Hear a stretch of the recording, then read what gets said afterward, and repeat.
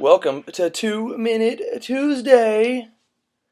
In honor of Veterans Day today, illbuy.it wants to give you a special background on one of the most iconic and heroic American vehicles ever made, the Jeep. Now, the concept for the Jeep did not start as a consumer product like many other cars came to be today. It started as a military vehicle for the Army during World War II. During the 1940s, the Axis powers, which at the time was made up of Japan, Italy, and Germany, started obtaining victories in Europe and Northern Africa. America soon realized that they needed a fast, lightweight, all-terrain vehicle to combat these forces, and they needed those vehicles in a short amount of time. Like most government procurements, they put out a competition to the marketplace, asking over 130 different American vendors if they could meet their specifications on their all-terrain vehicle. Only 2 companies responded, and they were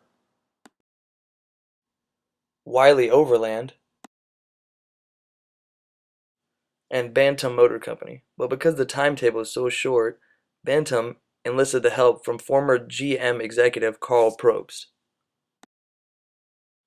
In 2 days, Probst was able to complete the specs for the precursor to what would become the Jeep and sent them to the Army for inspection.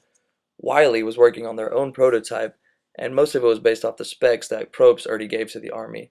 The problem that Wiley had was they were not able to keep the weight down on the vehicle because of the super engine they wanted to put in the car.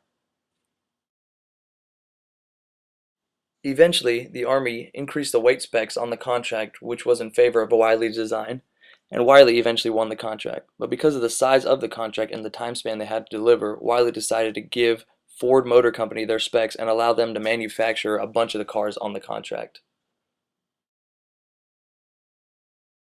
After the war ended, Wiley wanted to keep up with the Jeep's name, so in 1945 they produced the first ever Jeep that went out to the public. It was called the CJ2A.